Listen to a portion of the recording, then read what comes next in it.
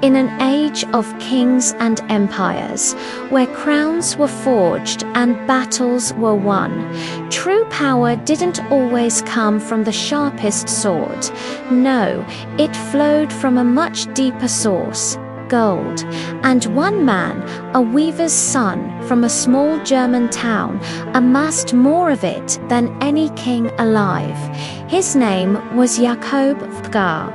He wasn't a monarch or a general, but a banker so incredibly wealthy and influential, he literally decided who would become the next Holy Roman Emperor.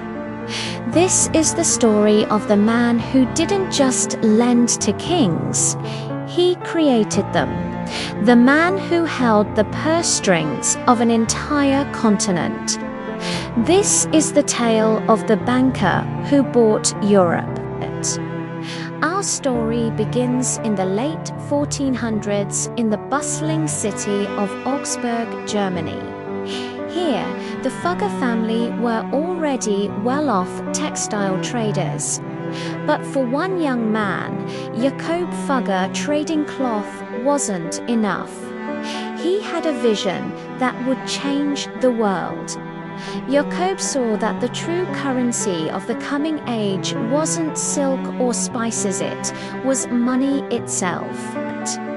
He realized that the real power lay not in selling goods, but in financing the kings, popes, and emperors who ruled the world.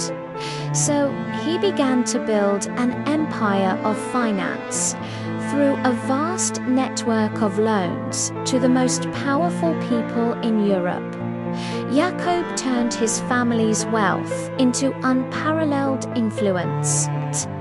This wasn't just about making a profit. It was about gaining the power to move armies, shape laws, and write the next chapter of history. This is the story of how one man became the world's first modern banker. When Emperor Maximilian I needed cash to hold his empire together, who did he call? Not his generals, not his advisors, but a man named Jakob Fugger. Fast forward a few years. Maximilian's grandson, Charles V, had a big dream to become the Holy Roman Emperor. But there was a catch. He had to buy the votes of 7 powerful electors. Who do you think fronted the money? That's right, Jacobi. We're talking millions of florins, a fortune delivered in secret chests, all to finance Charles's campaign. Without Fugger's gold, history would look very different. Charles might never have worn the imperial crown. Because of this deal, Fugger became the most influential man behind the most powerful throne in Europe. They called him the banker of emperors. But in reality, he was the man who bought the empire itself. Fugger wasn't just lending money. He was a master of the resources that money itself was made from, through clever negotiations and royal privileges. He seized control of Europe's largest copper and silver mines.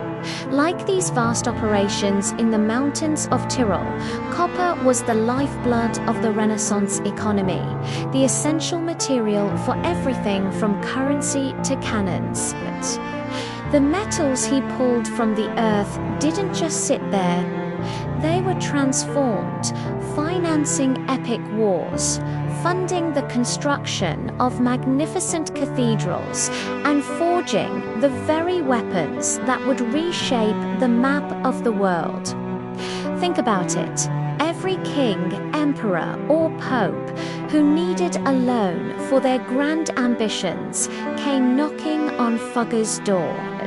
And with every deal he made, every coin he minted, his power and influence grew, cementing his place as the true kingmaker of his time. Did you know that even the Pope was in debt to Jakob Fugger? It's true, Fugger wasn't just a banker to kings and emperors. He managed the Vatican's finances. Specifically, he handled the money coming from the sale of indulgences. These were certificates people could buy to reduce their time in purgatory. But this very practice is what infuriated a monk named Martin Luther and sparked the Protestant Reformation. So, in a wild twist of fate, the man who bankrolled the church also helped light the fuse for the movement that would challenge its authority like never before. It just goes to show what Fugger understood better than anyone. If you control the debt, you control destiny. It's a powerful lesson from history that still rings true today. When Jakob Fugger died in 1525, his personal fortune was staggering, equal to nearly 2% of Europe's entire GDP. To put that in perspective, that's more than any single person in history before him, dwarfing even today's wealthiest titans of industry. Yet, how many of you have heard his name? You won't find grand monuments to Fugger. There's no long-lasting dynasty bearing his name, and he certainly never made any headlines. Why?